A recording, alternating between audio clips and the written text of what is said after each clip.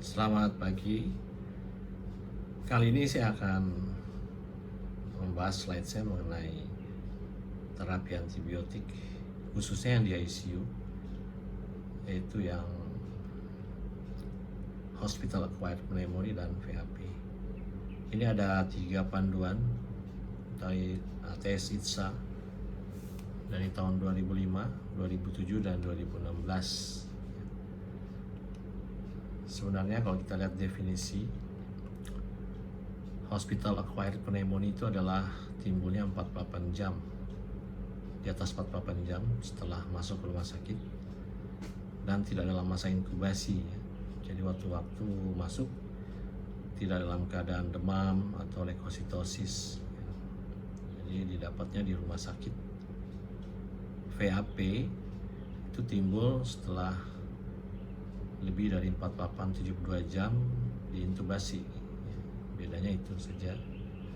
Sedangkan healthcare associated pneumonia itu pasien-pasien pneumonia yang masuk ke rumah sakit dengan ada risk factor sebelumnya, home care misalnya, atau perawatan pasien cuci darah rutin, ya, nursing home atau long term care facility, ya.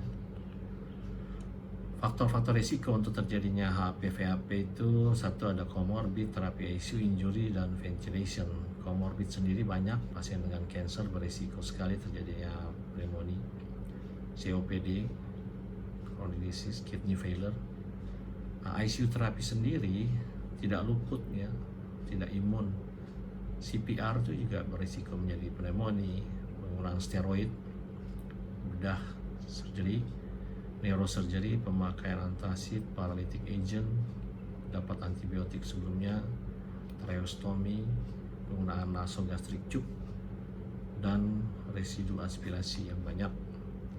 Kalau risk factor injury itu bisa luka bakar paling sering, pasien koma, trauma injury, head trauma, multiple organ system failure, dan ARDS. ARDS sendiri bisa kebalikan menyebabkan terjadinya pneumonia.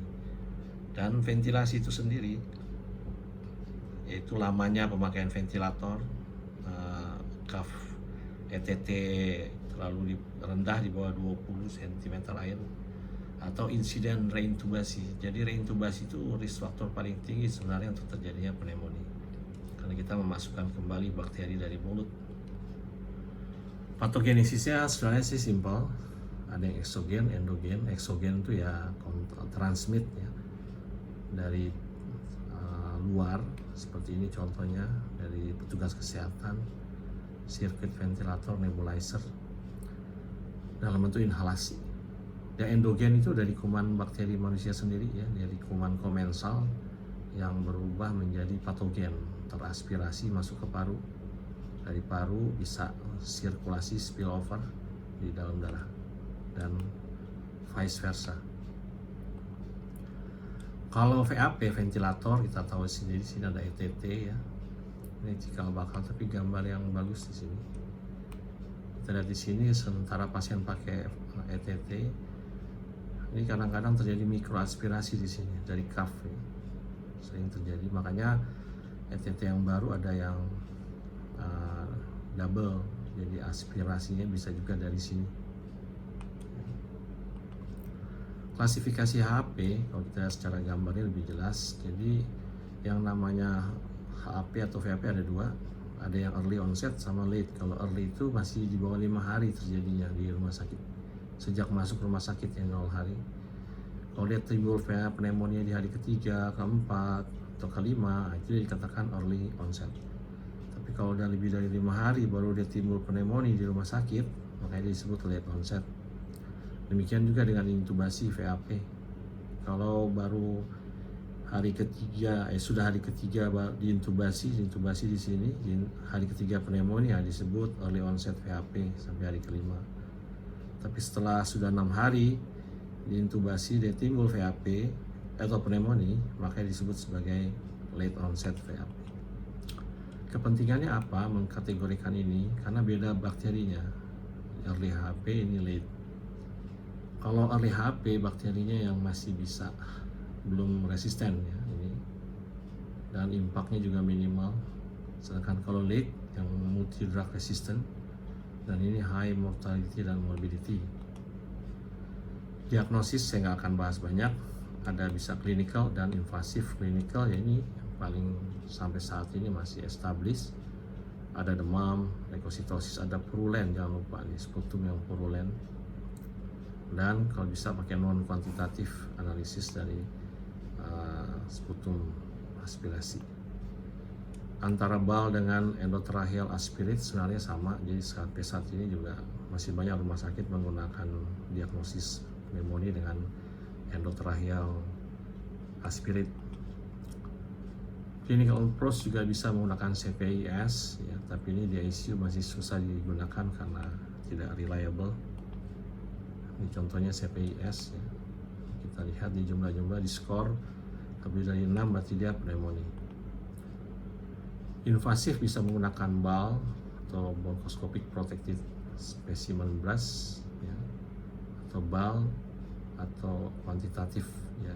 Tapi ini untuk definitif lebih bagus. Nah, kita masuk ke terapi HAP inisial, ya, terapi awal, ya, jadi tidak menunggu kultur. Tahun 2004 ATS ITSA mengeluarkan panduan. Jadi kalau misalnya pasien sudah disuspek pneumonia, baik itu HAP, VAP atau HCAP, maka ambil segera kultur sputum atau gunakan gram stain, bisa juga kuantitatif. Segera ambil. Setelah diambil untuk sampel kultur, maka jika kecurigaan pneumonia jelas dan positif mikroskopi, segera mulai empirik antimikrobial terapi, ya. Empirik berarti terapi antibiotik berdasarkan gejala klinis, tidak menunggu kultur, ya. Karena sering banyak sampai saat ini untuk meminta antibiotik harus melampirkan data kultur, itu tidak benar, ya. Dan kita lihat setelah itu hari kedua dan ketiga dicek kultur, karena ada kultur di luar negeri yang pemeriksaannya cepat, 1 hari 2 hari sudah jadi. Tapi kalau Indonesia rata-rata diambil sekarang, diperiksa hari ke-7 baru keluar hasilnya, dan itu tidak reliable di sini. Ini dimaksudkan untuk yang pemeriksaan kulturnya cepat, 1 hari sudah jadi. Nah, cek kultur dan assess clinical response yaitu temperatur, sel darah putih, X-ray, oxygenation, purulen sputum, hemorrhagic change, dan organ function. Jadi clinical response yang dinilai.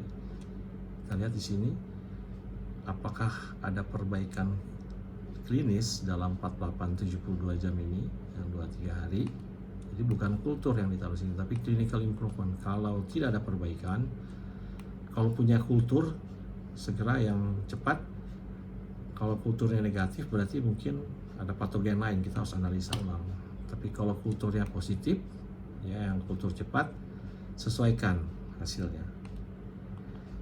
Tapi kalau tidak ada perbaikan, ada perbaikan klinis, yes, kulturnya negatif, berarti hari ketiga pun bisa di stop antibiotik. Tapi kalau kulturnya positif, sesuai yang kultur cepat ini, kita bisa deeskalasi. Jadi ganti antibiotiknya dengan hasil kultur yang ada. Dan hanya boleh 7-8 hari dan di reassess lagi. Jadi antibiotik sekarang tidak boleh lagi lebih dari 7-8 hari. Jadi harus seminggu bisa dinilai. Nah, jenis antibiotiknya apa? Kita curiga, tadi dibagi 2, ya. Dia ada nggak kecurigaan MDR, multi drug resistant atau high risk? Kalau tidak ada, berarti dia berikan antibiotik termasuk yang early onset nih. Kalau yes, dia termasuk berisiko late onset, maka antibiotiknya beda. Ini risk factor untuk MDR. Dia sudah dapat antibiotik sebelumnya, sudah baru saja dirawat, ya, sering menggunakan antibiotik infus, ada yang ini juga, termasuk chronic dialysis, wound care, dan penggunaan obat-obat imunosupresan. Nah, antibiotiknya apa pada pasien yang early onset? Karena kumannya ini penelitian di Amerika tentu, bukan di Indonesia. Tapi karena kita nggak punya, ya kita akan ikuti. Pilihannya single treatment saja, ceftriaxone atau ini, atau ini, atau ini. Tapi kalau dia termasuk yang late onset, pilihannya banyak. Jadi misalnya bakteri patogennya ini, yang terkenal 4 ini ya, kuman MDR, Pseudomonas aeruginosa, Klebsiella, Acinetobacter, MRSA. Jadi kita bisa menggunakan antipseudomonal cephalosporin seperti cefepime, ceftazidime, atau kalau ininya alergi atau tidak ada, kita menggunakan antipseudomonal carbapenem, bisa ini, atau antipseudomonal penicillin, contohnya piperacillin. Nah, plus kita bisa combine ini sama ini, plusnya ini quinolone atau aminoglycosida, atau kalau kita curiga ada MRSA kita bisa berikan. Jadi pasien yang MDR bisa memakai 3 antibiotik dalam waktu yang bersamaan. Memang itu karena high risk, karena life saving infection. Pasien akan meninggal kalau tidak tepat antibiotiknya.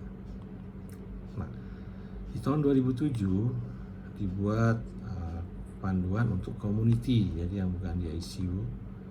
Jadi kalau kita lihat di ICU ada ini tadi HAP, VAP, HCAP, ada tambahan community.